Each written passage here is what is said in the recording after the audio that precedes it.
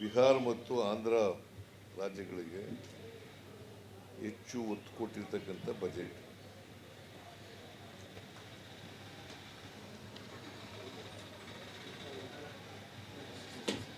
ನಮ್ಮ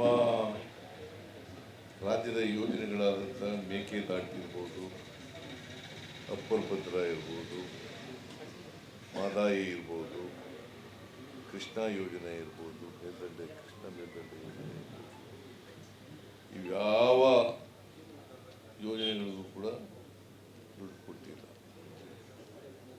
as A matter of fact ನಾನು expect ಮಾಡಿದ್ದೆ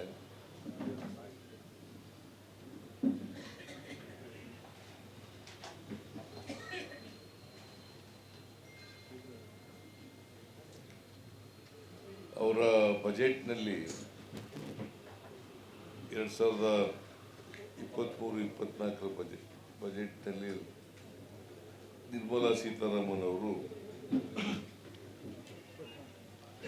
ಅಪ್ಪರ್ ಭದ್ರಾಕ್ಕೆ 5,300 ಕೋಟಿ ಕೊಡ್ತೀವಿ ಅಂತ ಹೇಳಿದರು.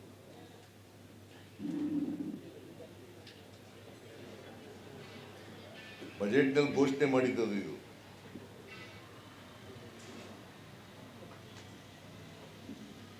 ಎರಡು 2023-24 ಬಜೆಟ್ನಲ್ಲಿ ನಿರ್ಮಲಾ ಸೀತಾರಾಮನ್ ಅವರು ಬಜೆಟ್ ಸ್ಪೀಚ್ನಲ್ಲಿ ಅಪ್ಪರ್ ಭದ್ರಾ ಪ್ರಾಜೆಕ್ಟ್ಗೆ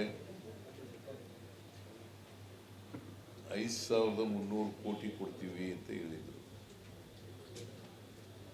ಇಲ್ಲಿವರೆಗೂ ₹1 ಬಂದಿಲ್ಲ. ಮತ್ತೆ ಈ ಬಜೆಟ್ನಲ್ಲೂ ಕೂಡ ಅದರ ಪ್ರಸ್ತಾಪ ಇಲ್ಲ.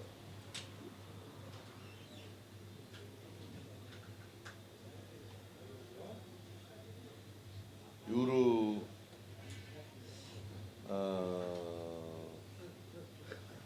ಬಸವರಾಜ ಬೊಮ್ಮಾಯಿ ಅವರು ಬಜೆಟ್ ಮಂಡಿಸುವಾಗ ಕೇಂದ್ರ ಸರ್ಕಾರದಿಂದ ನಮಗೆ 5,300 ಕೋಟಿ ಬರ್ತದೆ, ಮತ್ತೆ ಅಪ್ಪರ್ ಭದ್ರಾ ಯೋಜನೆಯನ್ನ ರಾಷ್ಟ್ರೀಯ ಯೋಜನೆಯಾಗಿ ಮಾಡ್ತೀವಿ ಅಂತ ಹೇಳಿದ್ರು. ನ್ಯಾಷನಲ್ ಪ್ರಾಜೆಕ್ಟ್ ಮಾಡ್ತೀವಿ ಅಂತ ಹೇಳಿದ್ರು. ಅದರ ಪ್ರಸ್ತಾಪ ಇಲ್ಲ, ಇದರಲ್ಲಿ ಈ ಬಜೆಟ್ನಲ್ಲಿ ಇಲ್ಲ.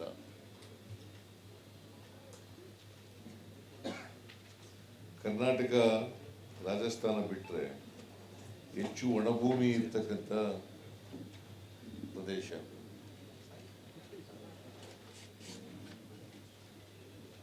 ಇದಕ್ಕೆ ನೀರಾವರಿ ಯೋಜನೆಗಳಿಗೆ ₹1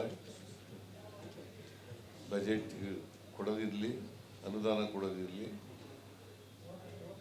ಈ ಕರ್ನಾಟಕದಲ್ಲಿ ನಡೀತಾ ಇರ್ತಕ್ಕಂಥ ನೀರಾವರಿ ಯೋಜನೆಗಳು ಪ್ರಸ್ತಾಪನೆ ಇಲ್ಲ.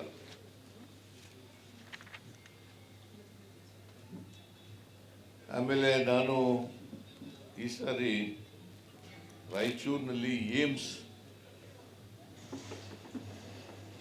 ಘೋಷಣೆ ಮಾಡ್ತಾರೆ ಅಂತ ನಿರೀಕ್ಷೆ ಮಾಡಿದ್ದೆ.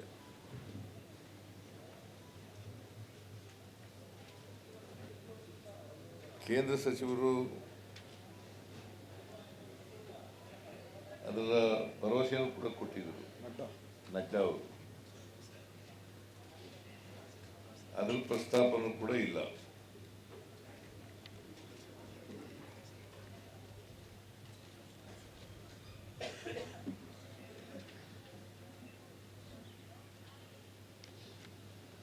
ಆಮೇಲೆ ರಾಜ್ಯದ ನಗರಗಳು ಇದ್ದಾವಲ್ಲ, ಕುಡಿಯುವ ನೀರಿನ ಯೋಜನೆಗಳಿಗೆ, ಗ್ರಾಮೀಣ ಪ್ರದೇಶಗಳಿಗೆ, ರೈಲು ಹೆದ್ದಾರಿ ಯೋಜನೆಗಳಿಗೆ ಹಣ ಒದಗಿಸ್ಕೊಡಿ ಅಂತ ಕೇಳಿದ್ದು, ಅನುದಾನ ಕೊಡಿ ಅಂತ. ಬಟ್ ಅದನ್ನ ಸಂಪೂರ್ಣವಾಗಿ ತಿರಸ್ಕರಿಸಿದ್ದಾರೆ.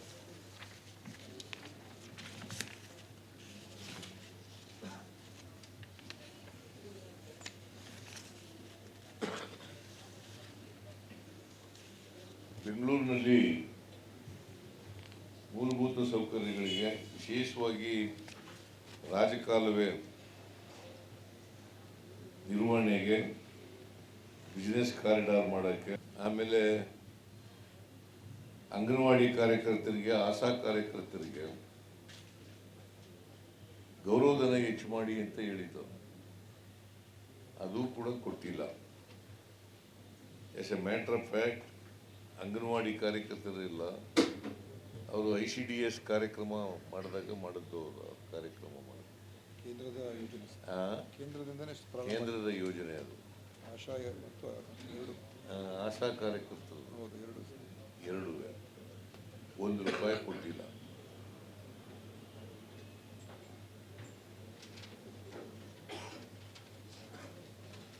ಆಮೇಲೆ ಈ ವಸತಿ ಯೋಜನೆಗಳಿದ್ದಾವಲ್ಲ ನಗರ ಪ್ರದೇಶಗಳಿಗೆ, ಕೇಂದ್ರ ಸರ್ಕಾರದವರು ₹1.5 ಲಕ್ಷ ಕೊಡ್ತಾರೆ.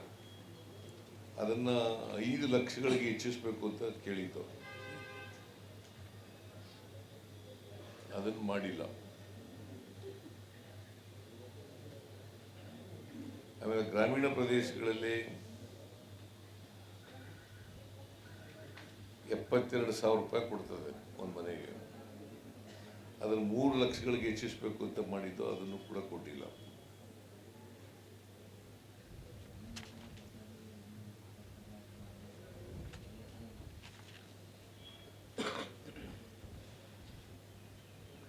ಅಂದರೆ ಒಟ್ಟಾರೆಯಾಗಿ ನರೇಂದ್ರ ಮೋದಿ ಅವರ ಸರ್ಕಾರದ ಬಜೆಟ್ ಕರ್ನಾಟಕಕ್ಕೆ ಚೋಮ್ ಕೊಡ್ತಕ್ಕಂಥದ್ದನ್ನು ಮುಂದುವರಿಸಿದೆ. ಆಮೇಲೆ ನರೇಗಾ ಯೋಜನೆ ಇದೆಯಲ್ಲ, ನರೇಗಾ ಯೋಜನೆ ಅದು 24-25 ಬಜೆಟ್ನಲ್ಲಿ 89,000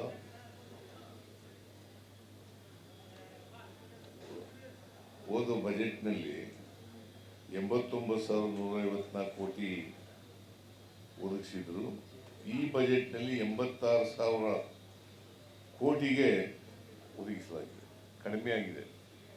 ಫ್ರಮ್ 89,154 crores to 86,000 crores ಆಗಿದೆ.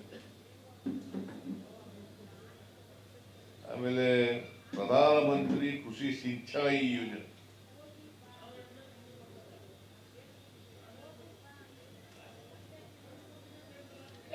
ಎರಡ್ 2024-25 8,250 ಕೋಟಿ ಅನುದಾನ ಇತ್ತು. ಈ ಬಜೆಟ್ನಲ್ಲಿ 8,260 ಕೋಟಿ, ಅಂದರೆ 10 ಕೋಟಿ ಮಾತ್ರ ಹೆಚ್ಚು ಮಾಡಿದ್ದಾರೆ.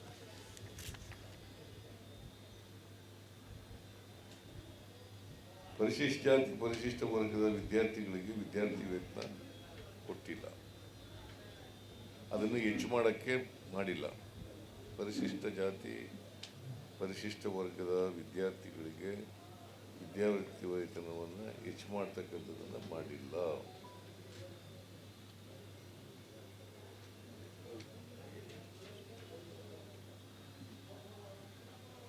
ಆಮೇಲೆ ರೈತರಿಗೆ ಬೆಳೆಗಳಿಗೆ ನೀಡಲಾಗುವ ಬೆಳೆ ವಿಮೆ 2024-25ರಲ್ಲಿ 15,864 ಕೋಟಿ 15,864 ಕೋಟಿ ರೂಪಾಯಿಗಳನ್ನು ಒದಗಿಸಿದರೆ, ಈ ವರ್ಷದ ಬಜೆಟ್ನಲ್ಲಿ, ಅಂದರೆ ಮುಂದಿನ ವರ್ಷದ ಬಜೆಟ್ನಲ್ಲಿ 12,242 ಕೋಟಿ ರೂಪಾಯಿಗಳನ್ನು ಒದಗಿಸಲಾಗಿದೆ. ಕಡಿಮೆ ಮಾಡಿದ್ದಾರೆ. From 15,864 to 12,242. ಸರಿಯಾಗಿ ಫಿಗರ್ಗಳು ಬರ್ಕಡಿ. ಆಮೇಲೆ ಏನೇನು ತಪ್ಪು ಪಡೆದುಬಿಟ್ಟಿದ್ದೀವಿ. ಅಲ್ಲ, ನೀವಲ್ಲ, ನಾ ಹೇಳಿರೋದು ನೀವು ಸರಿಯಾಗಿ ಕೇಳಿಸ್ದೆ ಬರ್ಕಳದೆ ಹೋಗ್ಬಿಟ್ರೆ ಇದಾಗ್ಬಿಡ್ತದೆ. 15,864 ಕೋಟಿ 24-25ರಲ್ಲಿ ಬೆಳೆ ವಿಮೆ ಯೋಜನೆಗೆ ಕೊಟ್ಟಿದ್ದರೆ, ಈ ವರ್ಷ 12,242 ಕೋಟಿ ಕೊಟ್ಟಿದ್ದಾರೆ.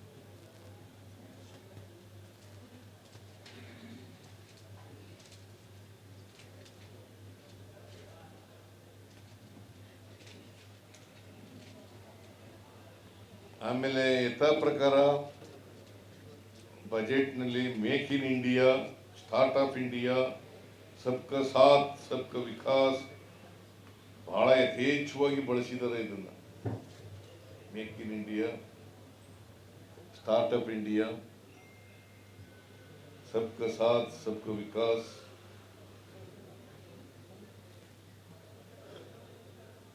ಆದರೆ ಮೇಕ್ ಇನ್ ಇಂಡಿಯಾಗೆ ಇಟ್ಟಿರ್ತಕ್ಕಂಥದ್ದು ಬರೀ 100 ಕೋಟಿ ರೂಪಾಯಿ ಮಾತ್ರ.